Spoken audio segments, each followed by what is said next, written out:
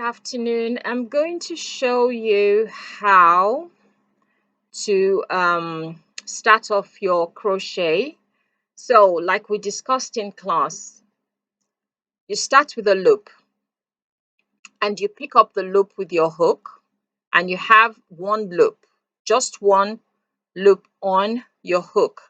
Now, there are two ways you can place the yarn around your fingers. So, the first way is hold the end of the knot with your thumb and your first finger. Pass the yarn round the back of your first finger, your middle finger, right, pass the back of the first finger and the middle finger in front of the third finger and round your little finger. So it looks like that. So I'll do that again slowly. So it goes round your first and your middle, and it goes that way. Then it goes in front of this one, and then it comes round like that. And there you have this bit of yarn. That is the yarn you would always be working with. And sometimes your hands would get sweaty when you're working with yarn. That's fine. Just stop, wipe them off, and then continue. So once you have that, you can see that knot down there. You hold it with your thumb and your first finger, and then making sure your hook is facing you. Use the hook to grab the yarn away from you. So you push the hook under the yarn away from you and then back up. And as it's coming back up, it grabs the yarn in its hook there. So pull that and pull it through the first chain that we have. So that would make your first chain. So that's chain number 1. You can see that there. So we're going to 11, and then we do the same thing again. Grab the yarn, pull it through. All we're doing is just grabbing the yarn and pulling through, grabbing the yarn and pulling through. And you can stop to count what you're doing. So if you count these loops here on the side, you can see that's 1, 2, 3, 4. So we keep going till we get to 11, 5, 6, 7, 8, 9, 10, 11. Now you can see that the chains I've made are not too tight, because when you look through the chains, you can actually see through them. And the reasons why you have to make them this way is because the hook, you see the hook, as big as the head of the hook is, it's got to go through those chains. So don't make them too tight. If not, you won't be able to pass anything through it. Now I'm going to hold the yarn the other way that I taught you to sort of hold your yarn with your left hand. So you take your first finger, you wrap it around the yarn. The rest of your yarn, you hold down with your pinky finger against your palm. So you're holding it down, pressing it down against your palm with your pinky finger just down there. If you look down there, you'll see what I'm doing. But your first finger just wraps round it, and then your pinky finger holds it. Then your thumb on your left hand and your middle finger holds the bottom of the loop just underneath your hook. So this is my hook. This is the bottom of the loop. So my middle finger and my thumb on my left hand, they hold that. Now the next thing we're going to do is, if you look through each of these chains that we've made, you would notice that you can actually count them based on the tops, on the loops on the tops of them. So if you look at them, you can see the loops right at the top there. So each loop is a chain. So that's 1, 2, 3, 4, 5, 6, 7, 8, 9, 10, 11, which is the number we're meant to do. Now, we always start working from the second hook, from the second chain from the hook. So this is the first chain from the hook. This is the second one.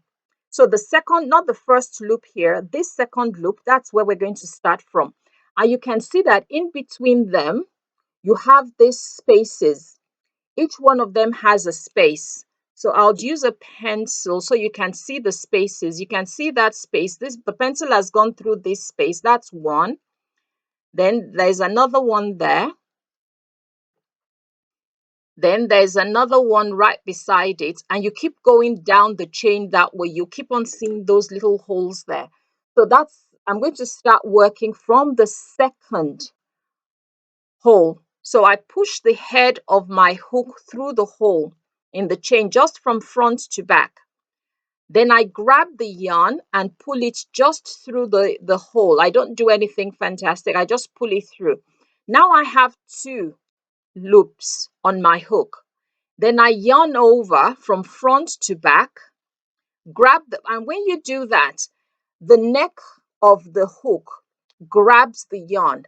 So when the hook is facing you, it would always grab. If I have it that way, even though it grabs in the beginning, it's going to be difficult for me to pull it through. So it needs to always be facing you. So once you've grabbed the yarn, you want to pull it through the 2 stitches, and then you have one on your hook again. Once you've done that and you look at the rest of your chains, you notice that the very first one there, that one there, has something sitting in it, but the one right beside it has nothing sitting in it. So when you look at the tops of your loops, you would notice the ones that are empty and the ones that have something in them. So this first one here is no longer empty. This first one here, but this next one next to it is empty. So I stick my hook into the next one that's empty, grab the yarn. So I have 2 stitches. So I have 2 loops on my hook. And then I yarn over again and pull the yarn through both loops on my hook, and I have one. And that's what I'm going to do the whole length of the chain stitches. So you look for the next one down the line, which is this one. And you can also count as you go down the line, so you know how many you're doing and how many you're meant to have. So this is the third one. And the thing is, once you get to know what you're doing, you just count it unconsciously. You don't even realize you're doing it. And then you put the hook into the next hole. You have 2 stitches, draw the yarn through, you have 2 stitches, yarn over, draw through the 2 loops, and you have one. Then you go on to the next hole, which is by the side, the next chain, which is by the side. I'm calling it a hole for now, but eventually we will call them chains. Grab the yarn and pull through the hole, the chain hole there, and then yarn over, pull through both loops, and then you have one again.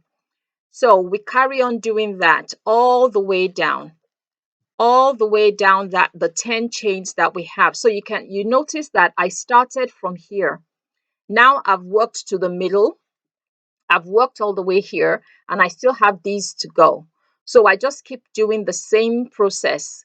Push the hook through, grab the yarn, yarn over, pull through both loops, and I have one again. Then you push through the next chain hole, grab the yarn and pull through the hole. You now have 2 stitches on your hook. Yarn over and pull through both again, and then you have one. So now I only have 2 left, because unconsciously I am counting what I'm doing, and again I can count the number of loops I have left. So this is the last one of the row, and that's 10. So I've gone from right to left, and I've done a whole 10 stitches. Now to do the next row, all I have to do is turn it with the work now in my left hand, because when I was moving down the line, the work was dangling right there, just right there by my right hand. It was just there. Most of the work, this is it. It was just dangling there. But when you turn it, it comes to your left hand side, and because we're all right-handed, that's what's meant to happen. Now if you look at the very tops, you can see that they form chains, nice neat chains, and if you count those chains, you will definitely have 10 of them. So those are the chains you'll be working through now. And when you look just right under each chain, you can see the holes under there. That's where you're going to push your hook into to grab to grab the yarn for the next row. So those under each chain, just right underneath it, you see all these big holes. Those are the holes you're going to be using to do your next row. So you make one chain to make your work nice and even, so it doesn't all scrunch up and look really tight. You push it through the hole that's right under the chain, yarn and pull through, and you have two again. So it's the same process as the first row. Push through the next hole, grab the yarn, you have two, yarn over and pull through, and then you have one again. Then you go down the next one, push the hook through, grab the yarn and pull through the hole, pull it just slightly up so that it's nice and even, then yarn over and pull through both loops. Now you can see that the first three that I've done there, you can see that those holes now have something in them. This one has one, this one has one, this one has one. But you can see that these ones don't have any yet. So those are the ones I'll be working through. So this one does not have one, this doesn't have one, this doesn't. So I'm going to be moving down the line that way till I get to the end. So you push through the hole, grab the yarn, you now have two, yarn over, pull through both loops, push the hook through, grab the yarn, make sure the hook is still facing you, yarn over, pull through both loops, push the hook through the hole right under the chain, grab the yarn, pull through that hole so that you have two loops on your hook, yarn over and pull through both loops. Do the same thing again all the way till you get to the end. Just keep going, push through the hole, grab the yarn through the hole, yarn over, pull through both loops, and then do for that. And this will be the very last one of the row. So that's another 10 done. So with another 10 done, you can see that the work is now looking more like a rectangle, and you can see the distinguished stitches as you crochet along. So the front is always slightly different from the back. That's the back that you're looking at, and this is the front. You can see that it's slightly different. If you look at it closely enough, you will see the difference. So you turn again, make one chain, just the one chain, then you stick it into the hole that's just right under the next chain to your left, and then yarn over, you have two, yarn over again and pull through both chains, push through the hole, the next hole down the line, grab the yarn, and now you have two loops, yarn over and pull through both loops or chains, push through the hole again, grab the yarn through the hole, so you have two, and then yarn over and pull through both loops. And then you just keep going down. Any one you see right at the top there that doesn't have anything in, just push your hook right through it, grab the yarn, the yarn comes out of it, and then yarn over again and pull through both loops. Push your hook right through, grab the yarn, bring it out of the hole, yarn over again and pull through both loops. So keep doing that all the way right to the end. All the way right through the end till you've done 10 of them. And once you get to the end, you turn your work again and you make one chain. So turn your work, make one chain, and then push right under the chain. You will see a little hole. Just push your hook through that hole, grab the yarn through and pull it out through the hole. So you have two on your hook, and then you yarn over and pull through both loops so you have one again, and you carry on down the line. You carry on down the whole length of your work. And that is what you have to keep repeating. And that's what you need to practice and make sure that you're really, really good at it. So that eventually you get to a stage whereby you don't even think about the process because you know what you're doing. And if you can't really see the hole well, if you pull slightly apart, you would see the gaping hole there. You would see that the hole is, can you see the hole? If I pull it apart, if I do it this way, the hole is not really obvious, but if I pull it slightly, I can see the hole there, and then I just stick the hook right into it, pull the yarn through for the first one. So I have two on my hook, and then I yarn over again and pull through. And then I just carry on doing that till I get to the end. So try and practice these steps and see if you can sort of master these, because this is what we're going to be doing for a while, and you just keep doing it, and the more you do it, the more it grows. And like I said, this is the front, which is slightly different from the back, and as you turn them either way, going forwards or backwards, depending on how, you know, where you are in your crochet stitching, you know, sometimes the front will face you, sometimes the back would face you, but you just keep going left to right, left to right, left to right, and eventually you would have a nice big amount of work. To stop your work, just pull on that, make a nice big long loop.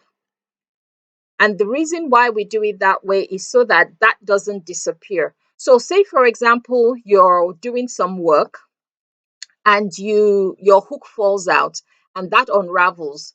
Don't let that worry you. Just wait until you can find, you know, that one single loop that's we always put the hook through. Once you find one of those, just put your hook back into it and continue from where you stopped. Go to the next hole right under the chain and carry on your work.